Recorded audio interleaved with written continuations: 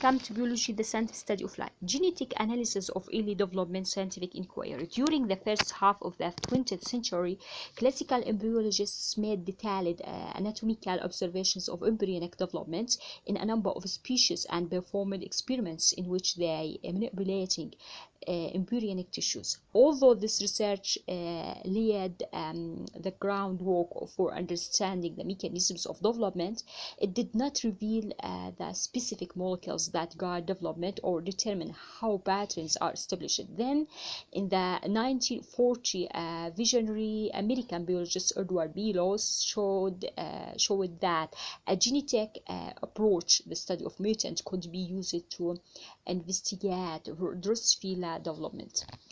Loos studied bizarre mutant flies with developmental defects that lead to extra wings or legs in the wrong places. He located the mutation on the fly's genetic map, thus connecting the developmental abnormalities to specific genes. This research supplied the first concrete evidence that genes somehow direct the developmental processes studied by embryologists. The genes Loos discovered control pattern formation in the late embryo. We will return to them shortly. Insight into pattern formation during early development did not come for another 40 years or so, when two researchers in Germany, Christian and Volhard and Eric, set out to identify all the genes that affect segment formation on Drosophila. The project was daunting for three reasons. The first was the sheer number of Drosophila genes, now known to total about 30,000 or 13,700. The genes affecting segmentation might be just a few needles in a haystack, or might be so numerous and varied that the scientists would be unable to make sense of them. Second, mutations affecting a process as fundamental as segmentation would surely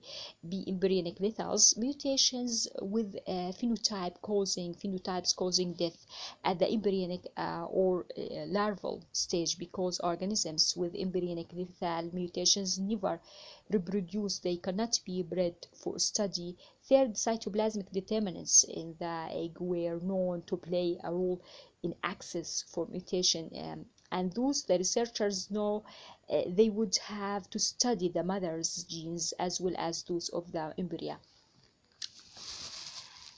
To get around the problem of embryonic lethality, Volhard and Eric looked for recessive mutations which can be propagated in heterozygous flies. Their basic strategy was to expose flies to mutagenic chemical to create mutations in the flies' gametes, and then look among the flies' descendants for dead embryos or larvae with abnormal segmentation. By doing appropriate courses, they would be able to identify living heterozygotes carrying an embryonic lethal mutant allele and a normal allele of the same gene. The researchers hoped that the abnormalities visible in the dead homozygous embryo would suggest how the affected genes normally functioned. Volhard and Eric eventually identified about 1,200 genes essential for embryonic development. Of these, about 120 were essential for pattern formation leading to normal segmentation. Over several years, the researchers were able to group these segmentation genes by general function to map them and to clone many of them. The result was a detailed molecular understanding of the early steps in the pattern formation in Drosophila. When the results of Volhard and Eric were combined, the Loos's earlier work, a coherent picture of Drosophila development emerged in recognition of their discoveries. The three researchers were awarded a Nobel Prize in 1995 5, before we discusses how the segmentation genes function, we need to back up and look at the cytoplasmic determinants deposited in the egg by the mother. For these control the expression of the segmentation genes. Access establishment.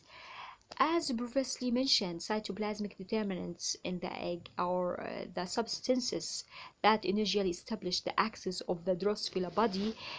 These substances are encoded by genes of the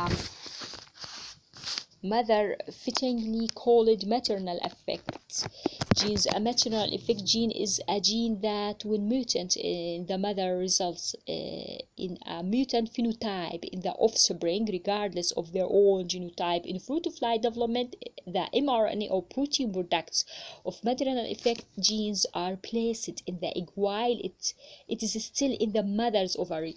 When the mother has a mutation in such a gene, she makes a defective gene product or none at all, and her eggs are defective. When these eggs are fertilized, they fail to develop properly because they control the orientation polarity of the egg and consequently of the fly. Maternal effect genes are also called egg polarity genes. One group of these genes sets up the anterior posterior axis of the embryo, while a second group establishes the dorsal ventral axis. Like mutations in segmentation genes, mutations in maternal effect genes are generally embryonic lethals. To see how maternal effect genes determine the body axis of the offspring, we focus on one such gene called bicoid. A term meaning two-tailed. An embryo whose mother has a mutant bicoid gene lacks the front half of its body and has posterior structures as both ends. This phenotype suggested to researchers that the product of the mother's bicoid gene is essential for setting up the anterior end of the fly and might be concentrated at the future anterior end. This hypothesis of a specific is a specific example of the gradients hypothesis first proposed by embryologists a century ago. According to this idea, gradients of substances called morphogenesis establish an embryo's axis and other features of its form. DNA technology and other modern biochemical methods enabled researchers to test whether the bicoid product is in fact a morphogene that determines the anterior end of the fly. The researchers cloned the bicoid gene and used a nucleic acid probe derived from the gene to reveal the location of bicoid mRNA in the eggs produced by wild-type female flies. As predicted by the hypothesis, the bicoid mRNA is highly concentrated at the extreme anterior end of the mature egg cell. Notice this figure. After the egg is fertilized, the mRNA is translated into protein. The bicoid protein then diffuses from the anterior end toward the posterior, resulting in a gradient of protein within the early embryo with the highest concentration at the anterior end. These results are consistent with the hypothesis that bicoid protein is responsible for specifying the fly's anterior end. To test the hypothesis more specifically, scientists injected pure bicoid mRNA into various regions of early embryos. The protein that resulted from its translation caused anterior structures to form at the injection sites. The bicoid research is important for several reasons. First, it led to the identification of a specific protein required for some of the early steps in pattern formation. Second, it increased our understanding of the mother's critical role in the initial phase of embryonic development. Back to to abnormal pattern formation of Drosophila. Mutations in certain genes called hemotic mutations cause misplacement of structures in an animal. These micrographs contrast the head of a wild-type fly bearing a pair of small antennae with that of a homotic mutant bearing a pair of legs in a place of antenna. Notice that differences. Mutant, this one, and this wild type.